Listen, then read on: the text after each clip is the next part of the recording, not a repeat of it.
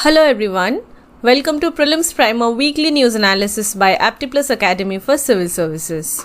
Firstly, congratulations to all the successful candidates of Aptiplus Academy for Civil Services for their selection in UPSC 2021.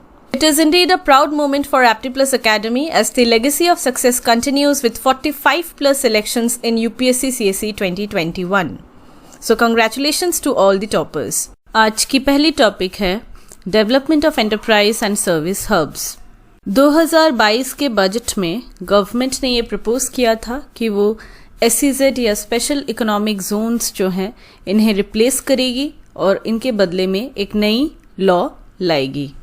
सबसे पहले देखते हैं क्या होती है special economic zone. Special economic zones देश की ऐसी रीजन्स होती हैं जहां पे बिल्कुल डिफरेंट यूनिक इकोनॉमिक रूल्स और रेगुलेशंस लागू होती हैं। देश की अन्य जगहों पे ये रूल्स और रेगुलेशंस लागू नहीं होती, उनके लिए डिफरेंट रूल्स होती हैं। बेसिकली इंडिया में पहले फॉरेन इन्वेस्टमेंट्स बहुत आसानी से नहीं हो पाते थे। कई सारे ऑब्स्टिकल्स थे। For example high taxes impose किए जाते थे, जो भी फॉरेन इन्वेस्टर्स थे उनके ऊपर। रेड टेपिज्म था, मतलब ब्यूरोक्रेटिक हर्डल, जिसकी वजह से फाइल्स को इजीली पास नहीं किया जाता था। इसके अलावा जो लेबर लॉज हैं वो भी बहुत ज़्यादा स्ट्रिक्ट थे। इन्हीं सब मुश्किलों से जूझने के लिए स्पेशल इकोनॉमिक जोन रेगुलेशंस लाए गए ताकि इंडिया में FDI या फॉरेन डायरेक्ट इन्वेस्टमेंट्स जो हैं वो प्रमोट हो। इन एरियाज में डेवलप्ड इंफ्रास्ट्रक्चर रहता है। स्पेशल इकोनॉमिक जोन्स में यहाँ पे इकोनॉमिक पॉलिसीज लिबरल रहती हैं, मतलब जो टैक्सेस या जो भी अन्य लॉज रूल्स रेगुलेशंस लागू होते हैं पूरे देश में, वो इन इकोनॉमिक जोन्स में लागू नहीं होती। यहाँ के लिए अलग रूल्स होते हैं। टैक्स रेट्स में भी कंसेशंस दिए जाते हैं फर्म्स को।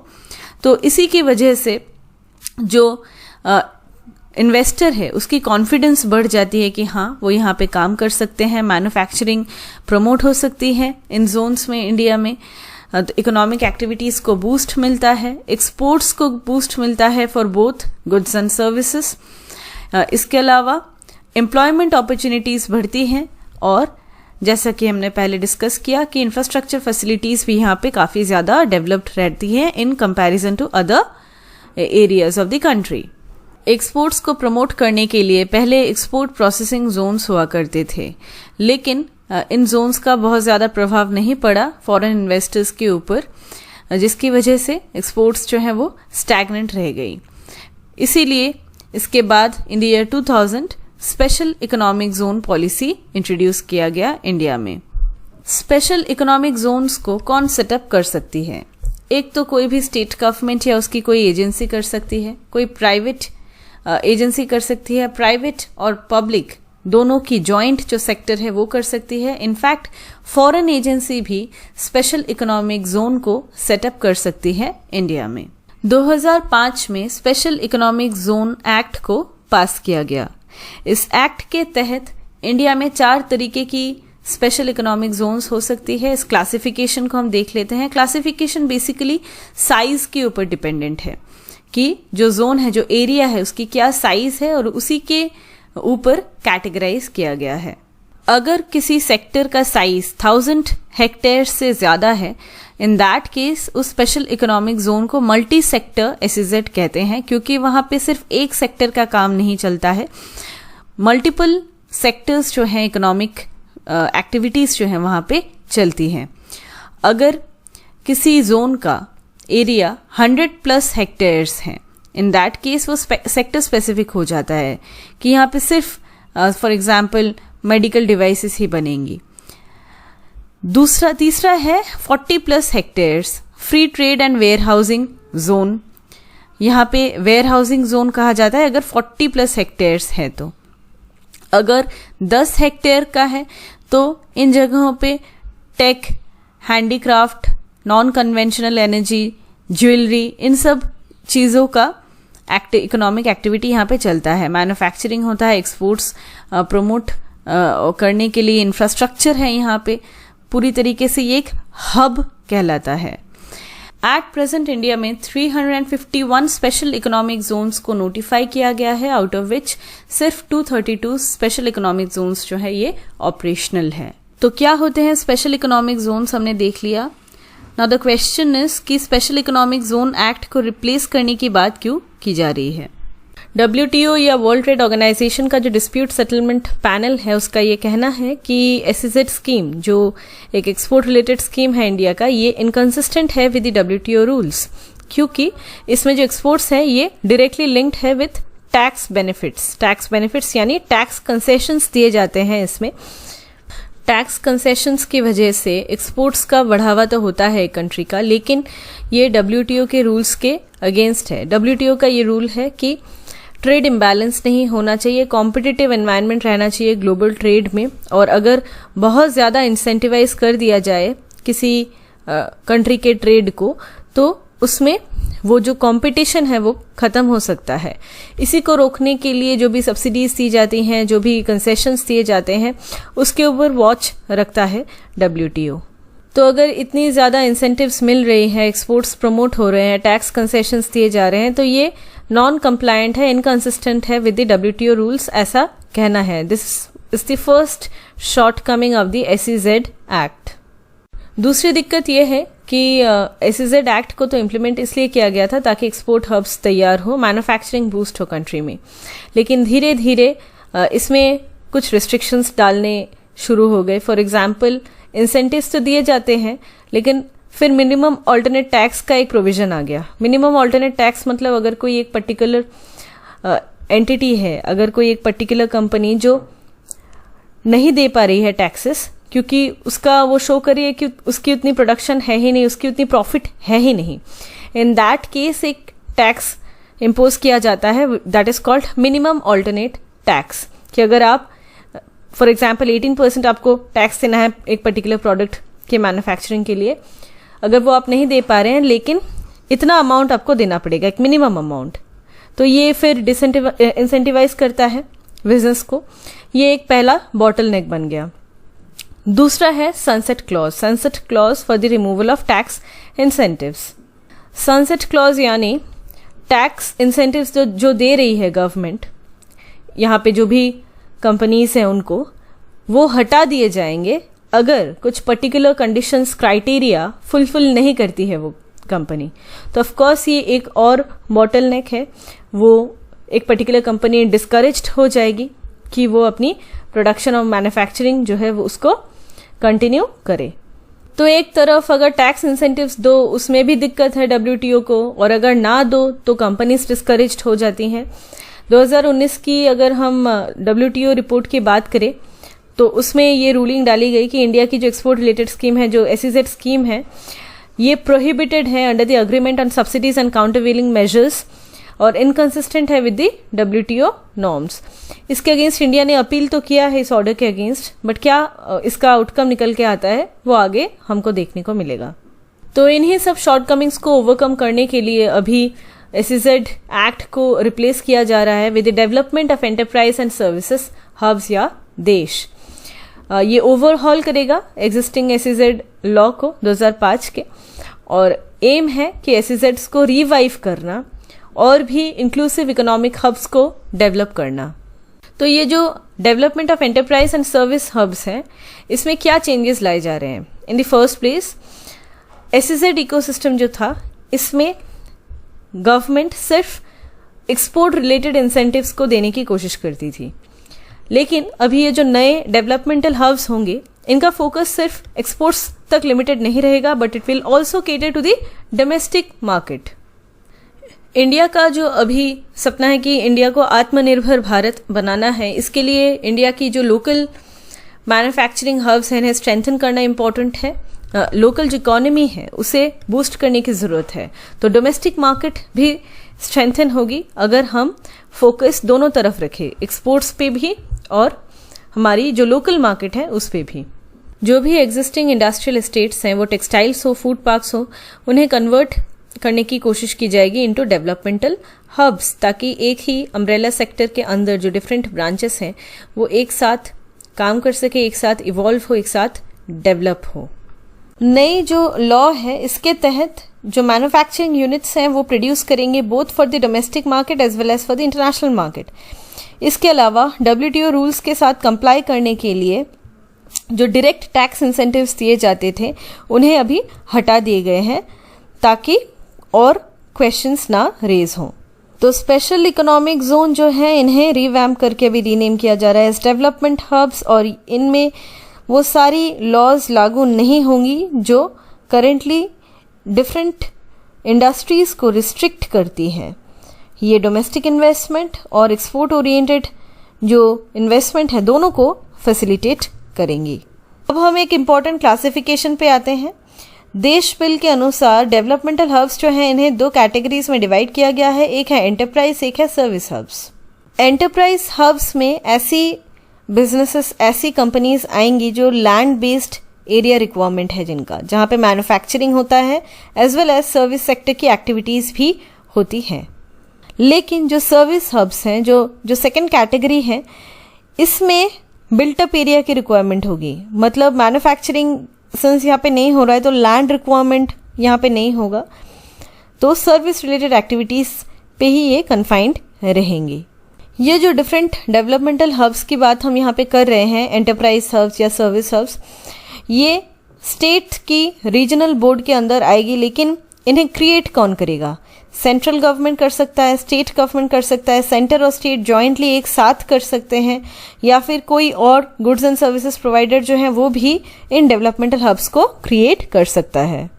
देश बिल का एक बहुत इंपॉर्टेंट की एस्पेक्ट ये है कि सर्विस सेक्टर यूनिट्स को एक्सपैंड करने की बात की जा रही है, इन्हें प्रमोट करने की बात की जा रही है। SEZ के अंदर पहले सिर्फ कुछ ही स्पेसिफाइड सर्विस सेक्टर्स जो है वो अलाउ किए जाते थे, फॉर एग्जांपल IT रिलेटेड जो सेक्टर्स हैं वो। तो इससे क्या होती है कि एक कन्फाइन हो जाता है, वो एक्सपैंड नहीं कर पाता। इसी को मद्देनजर रखते हुए सर्विस सेक्टर को प्रमोट करने के लिए इन यूनिट्स को अलाउ किया जा रहा है अंडर द देश एक्ट। इसके अलावा क्या कॉरपोरेशन टैक्सेस लागू होंगी, क्या इक्वलाइजेशन लेवी जो होती है गुड्स एंड सर्विसेज के ऊपर क्या इम्पोज होंगी, इसके जो प्रोविजंस हैं वो एक्ट के पास होने के बाद ही सारी सामने आएंगी।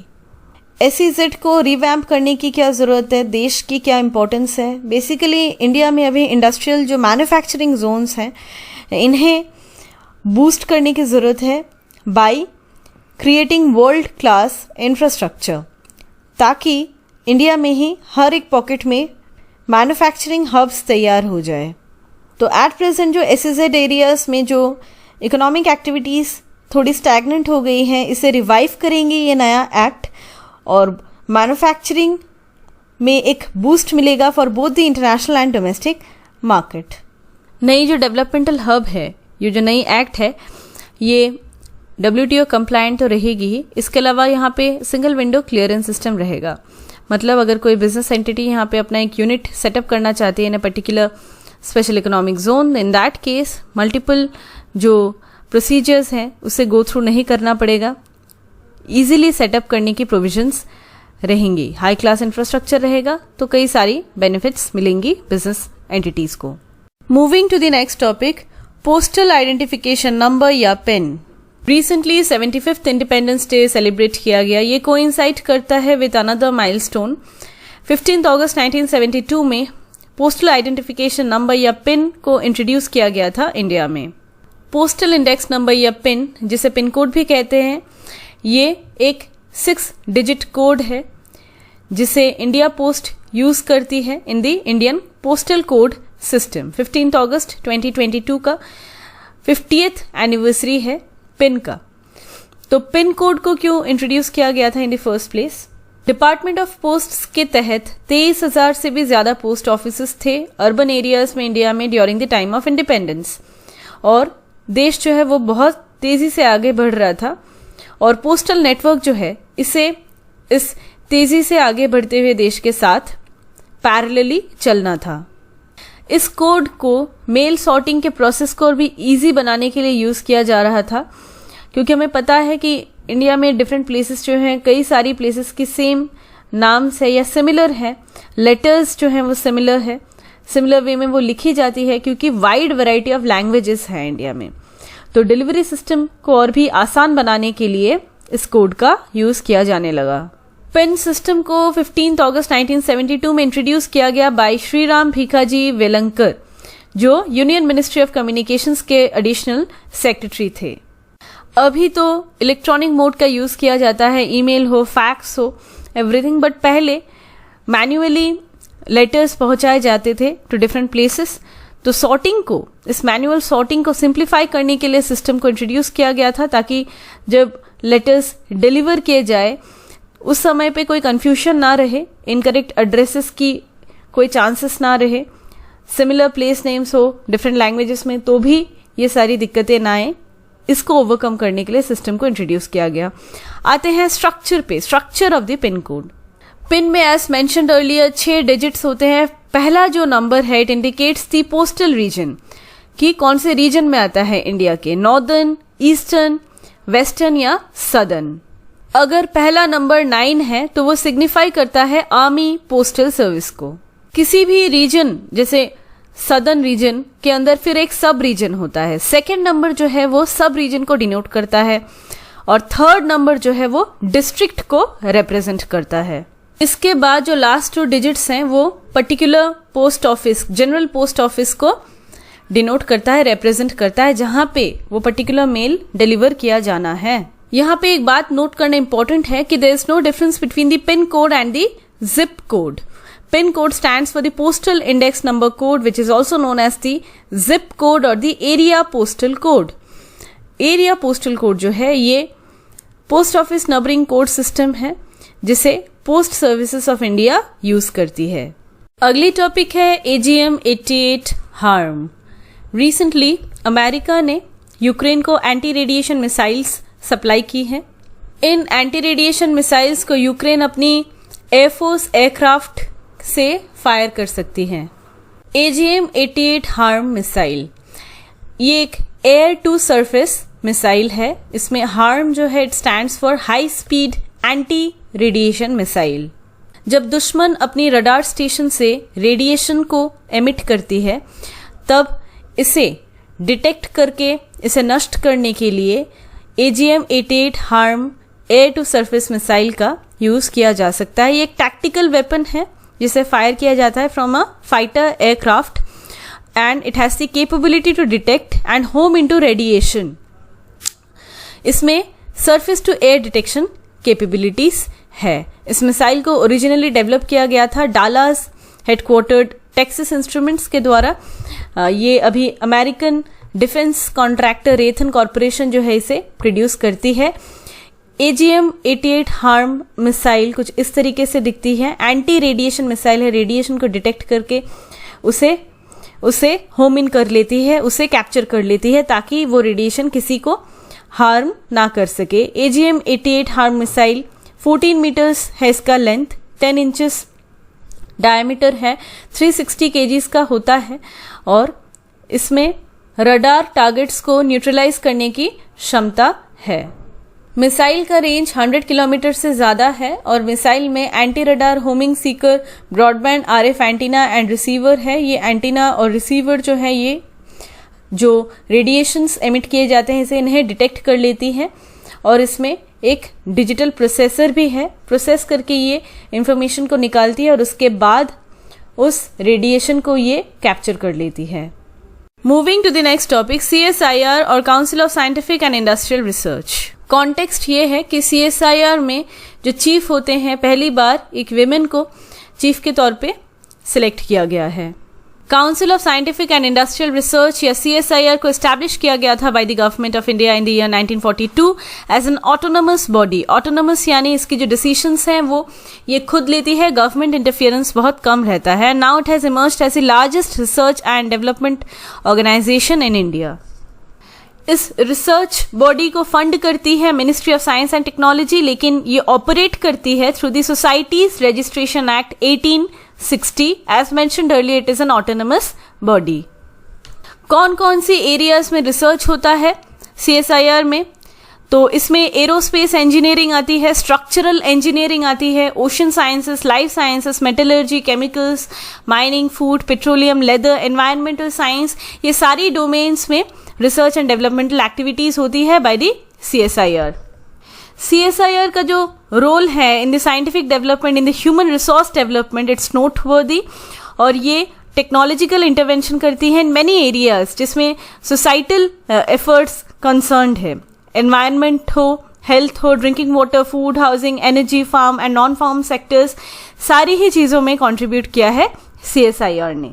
वर्ल्ड वाइड 1587 गवर्नमेंट इंस्टीट्यूशंस में रैंक CSR का आता है 37th। ये इंडिया का सिर्फ एक ऐसा इकलौता इंडियन ऑर्गेनाइजेशन है जो टॉप 100 ग्लोबल गवर्नमेंट इंस्टीट्यूशंस में आता है, और 7th रैंक है एशिया में, and it leads the country at the first position.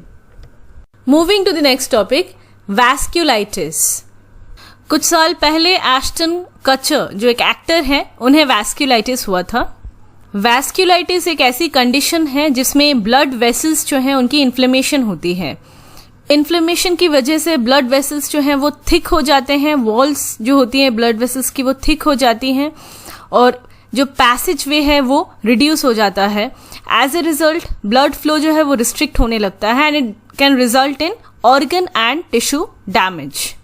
यहाँ पे हम देख सकते हैं नॉर्मल ब्लड फ्लो जब होता है तब पैसेज वे काफ़ी वाइड है, कोई रिस्ट्रिक्शन नहीं रहती। इस डायग्राम में हम देख सकते हैं नॉर्मल आर्टरी है ये, और नीचे वाला इन्फ्लेम्ड आर्टरी है, इसमें पैसेज वे बहुत नैरो हो जाता है और आर्टरी की जो वॉल है वो थिक हो जाती है। As a result blood flow reduce हो जाता है, रिस्ट्रिक्ट होने लगता है, and this results in vasculitis. Vasculitis कई तरीके की होती है, but most of the types of vasculitis they are rare. इसमें एक ऑर्गन अफेक्ट हो सकता है, सेवरल ऑर्गन्स एक साथ अफेक्ट हो सकते हैं। ये कंडीशन शॉर्ट टर्म भी हो सकता है, and can be long lasting too. Vasculitis में सिम्टम्स की अगर हम बात करें तो इसमें fever, headache, fatigue, weight loss, pain, nervous system में डैमेज हो सकता है, स्ट्रोक हो सकता है, हार्ट में इश्यूज हो सकती है, डाइजेस्टिव सिस्टम में फेलियर हो सकता है, joint pain, arthritis, skin issues, bloody cough, lung infiltration, bleeding, nose bleeding, muscle pain, kidneys में इश्यूज, ये सारी चीजें हो सकती है। वैस्क्यूलाइटिस जो कंडीशन है इसका क्या एग्जैक्ट कॉज है अभी तक ये पता नहीं चला है। कुछ तरीके की वैस्क्यूलाइटिस इसलिए होती है because of a persons genetic makeup.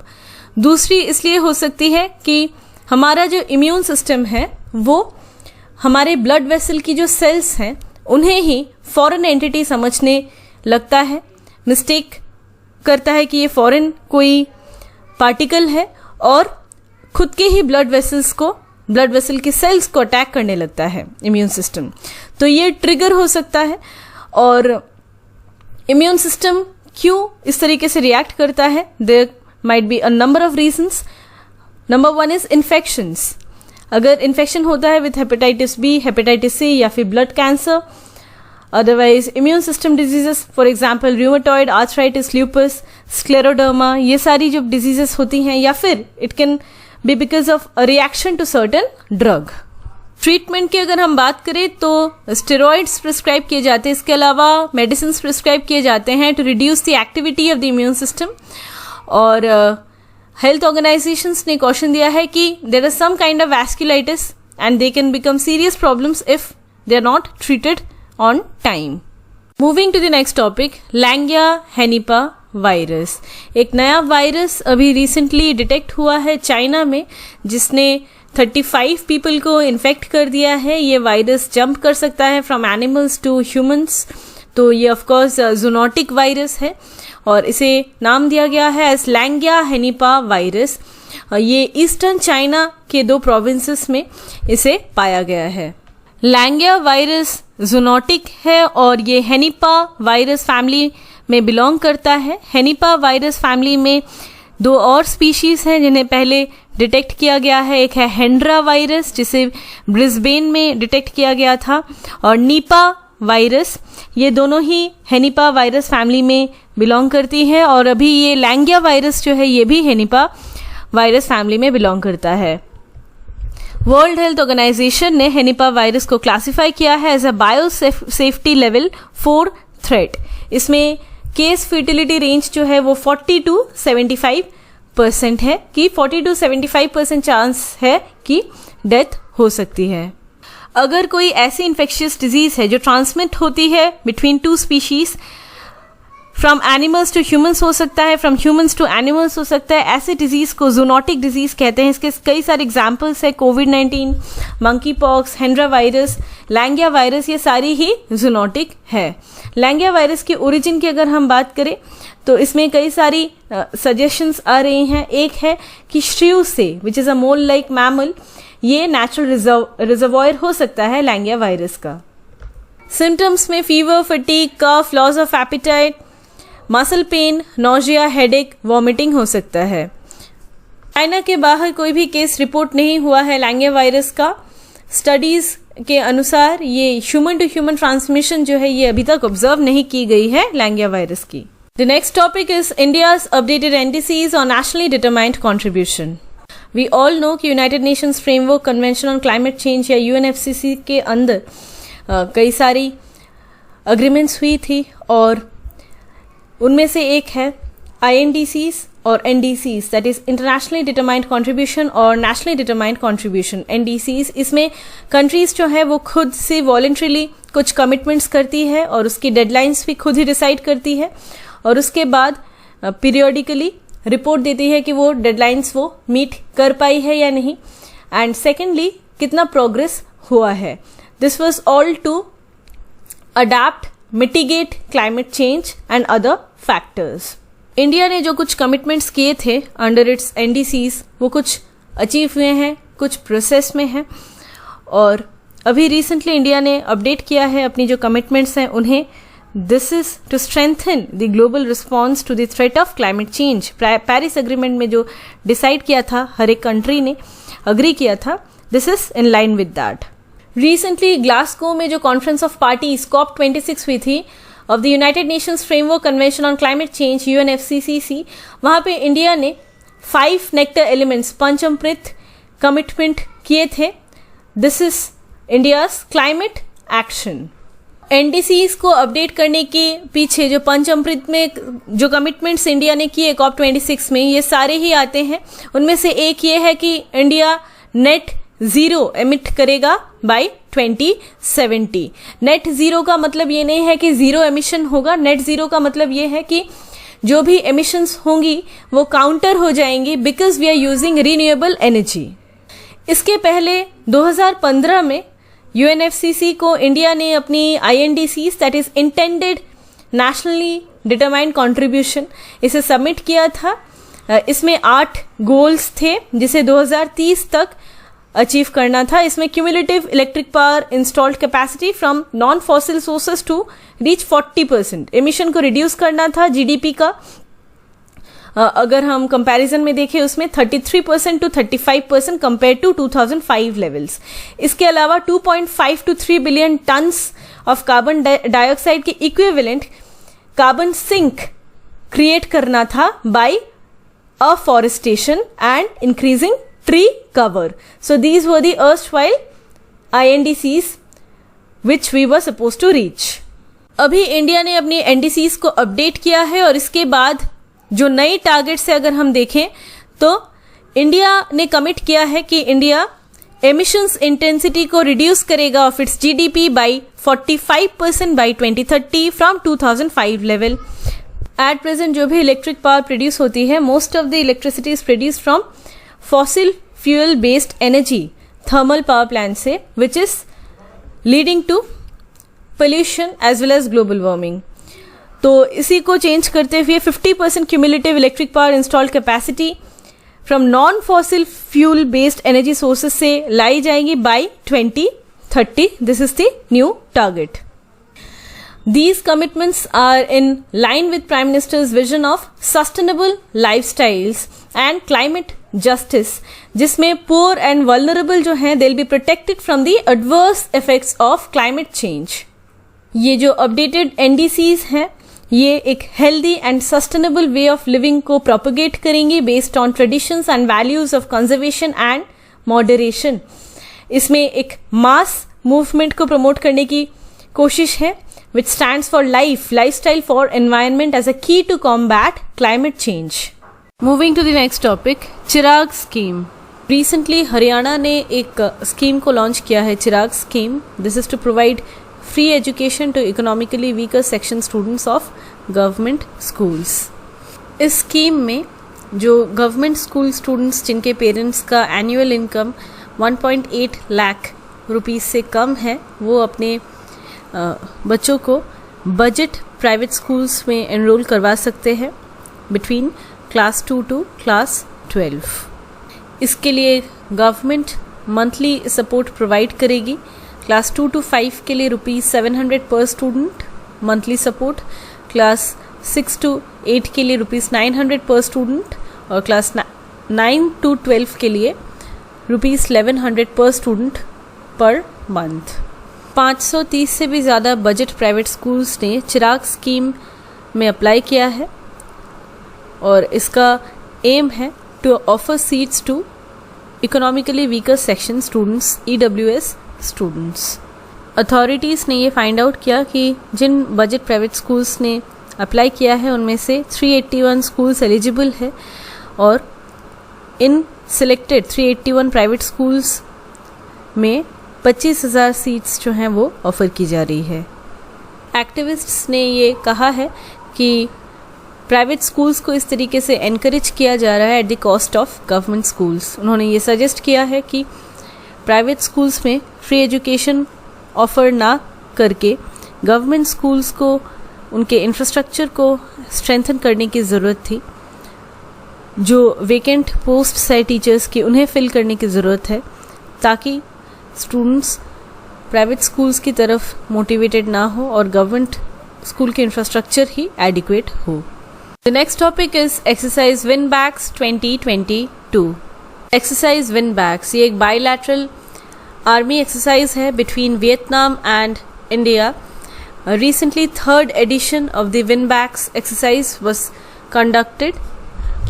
ये exercise जो है ये sequel है to a previously conducted bilateral exercise. 2019 में इसे परफॉर्म किया गया था और ये एक मेजर माइलस्टोन है जो इंडिया और वियतनाम के बीच में जो बायलैटरल रिलेशंस है उन्हें स्ट्रेंथन करेगी. इंडिया और वियतनाम की जो पार्टनरशिप है वो बेस्ड है on the pillar of comprehensive strategic partnership and defense cooperation. India का जो एक्ट ईस्ट पॉलिसी है उसका बहुत इम्पोर्टेंट पार्टनर है वियतनाम. इसके अलावा इंडो पैसिफिक विजन जो है उसका भी इम्पोर्टेंट पार्ट है वियतनाम. 2022 की जो एक्सरसाइज विन बैक्स रही उसका थीम था एम्प्लॉयमेंट और deployment of an engineering company and a medical company as a part of the United Nations contingent for peace keeping operations. इसमें जो United Nations peace keeping operations के लिए जो भी टीम डिफरेंट कंट्रीज भेजती हैं उसी के कॉन्टेक्स्ट में ये एक्सरसाइज कंडक्ट किया गया. यूनाइटेड नेशंस की जो भी पीस कीपिंग मिशंस हैं वहाँ पे इंडिया सबसे ज़्यादा ट्रूप्स को डिप्लॉय करता है अपनी. इसके अलावा वो अपनी जो बेस्ट कैपेसिटी है उसे भी शेयर करता है, बेस्ट प्रैक्टिसेस को शेयर करता है, ट्रेनिंग जो है उसे भी शेयर करता है with the other United Nations peace keepers and this is on the tactical, operational and strategic level. Moving to the next topic, Pingali Venkayya. Recently prime minister Modi ji ने पिंगली वेंकैया जी के बर्थ एनिवर्सरी पे उन्हें होमेज पे किया. पिंगली वेंकैया जी जब 19 साल के थे उन्होंने बोर वॉर में पार्टिसिपेट किया था, आर्मी ज्वाइन की थी इसके लिए उन्होंने. इसी दौरान जब वो ब्रिटिश आर्मी में थे उस टाइम पे वेंकैया जी गांधी जी से मिले अफ्रीका में और उसके बाद वो गांधी जी से एसोसिएटेड रहे फॉर ओवर 50 years.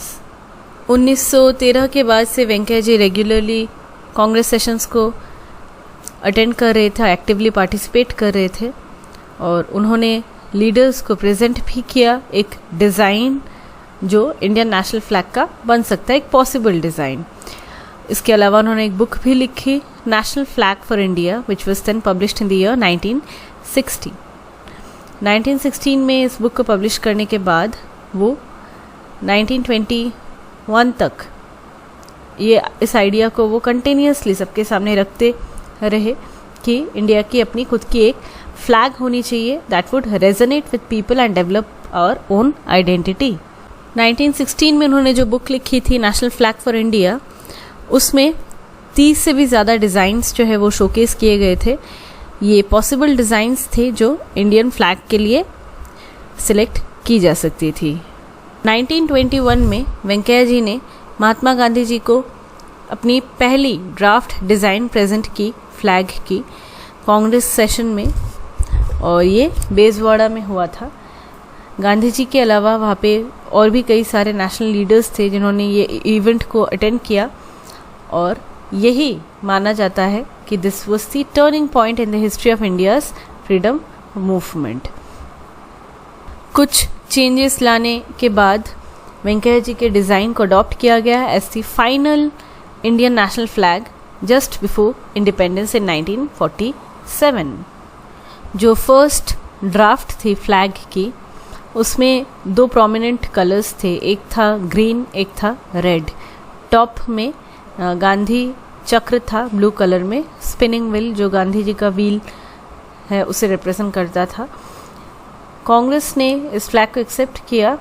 कुछ बदलाव के बाद, फॉर एग्जांपल रेड कलर को रिप्लेस किया गया विथ सैफरन कलर और वाइट कलर को भी ऐड किया गया। चक्र का जो डिज़ाइन है उसे भी चेंज किया गया and it now sat on the white strip between the saffron and green bands as it is now at present। बाद में गांधी चक्र जो है इसे भी रिप्लेस कर दिया गया बाय द अशोक चक्र।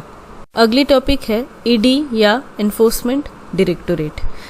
रिसेंटली ईडी काफ़ी ज़्यादा न्यूज़ में है बिकॉज उसकी कई सारी जो इन्वेस्टिगेशंस है वो पब्लिसाइज्ड हो रही है, कई सारी केसेस जो हैं वो रजिस्टर की गई हैं ईडी के साथ under the FEMA, that is foreign exchange management act 1999 and prevention of money laundering act 2002।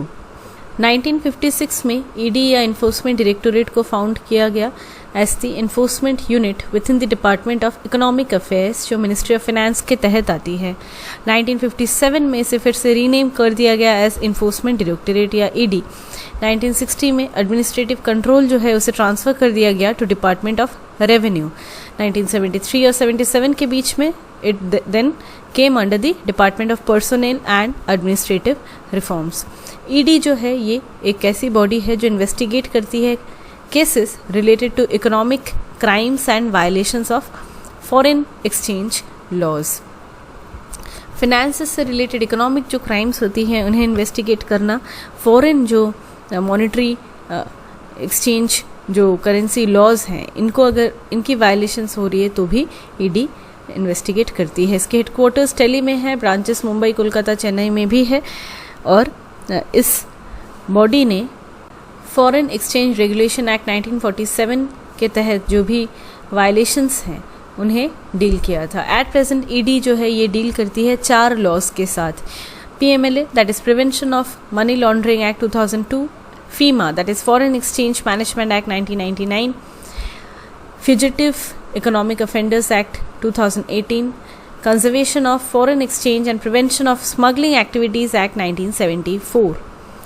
ED at present administer की जाती है by the internal security department जो मिनिस्ट्री ऑफ होम अफेयर्स के तहत आती है। It is very important to note.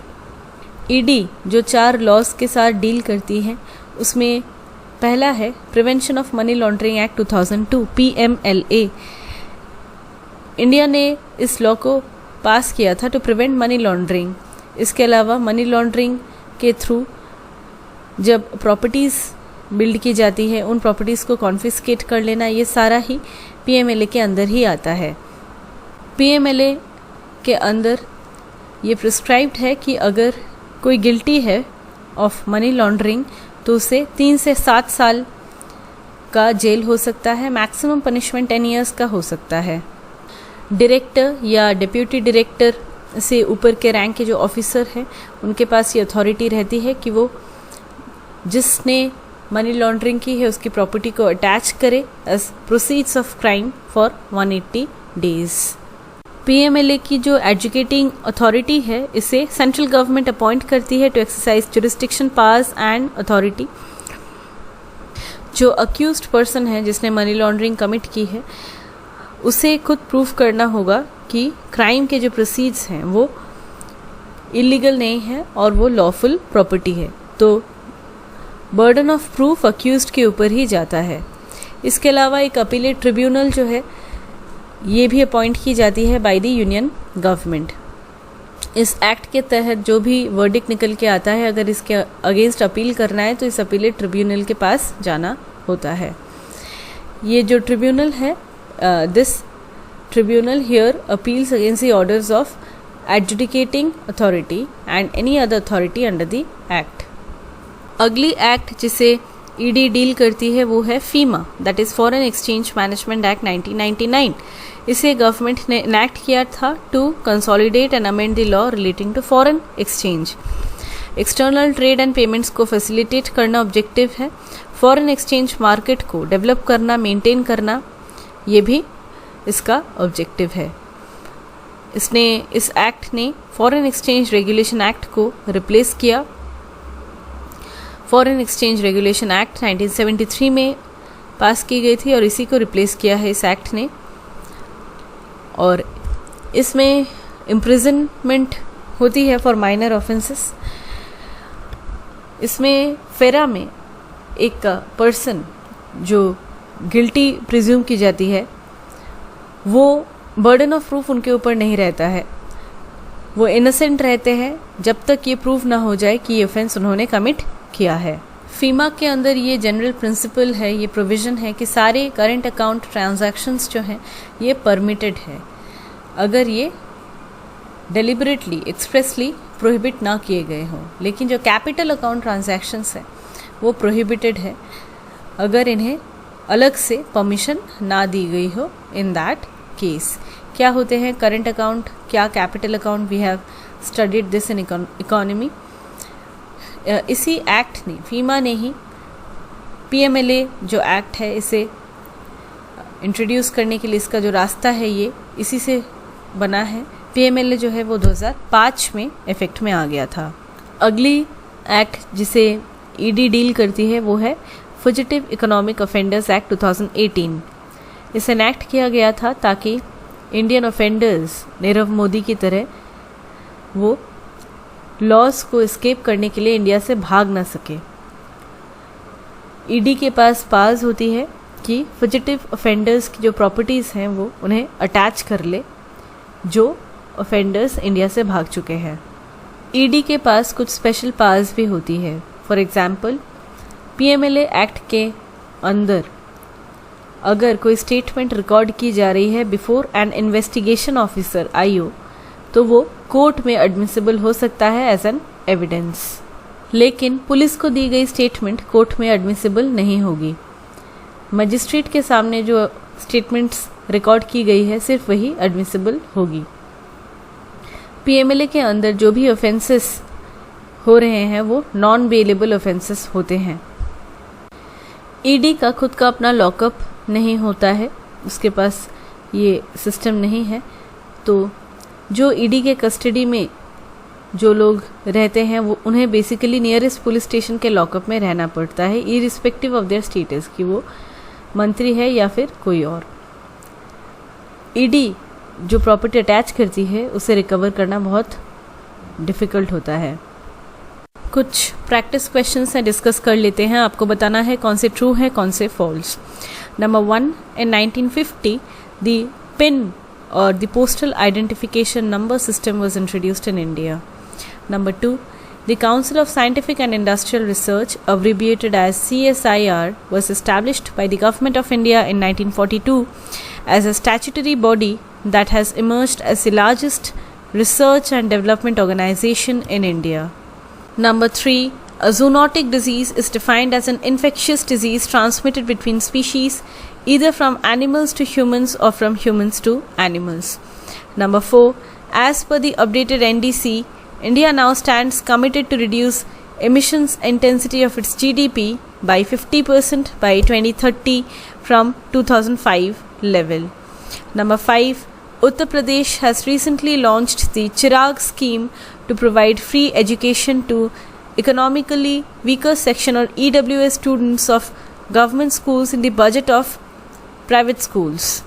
Number 6. At present, ED or Enforcement Directorate deals with 4 laws: the Prevention of Money Laundering Act 2002, the Foreign Exchange Management Act 1999, the Fugitive Economic Offenders Act 2018, and the Conservation of Foreign Exchange and Prevention of Smuggling Activities Act 1974. Number 7. The PIN system was introduced on 15th August 1972 by Sriram Bhikaji Velankar. With this, we come to an end of this session. Thank you so much.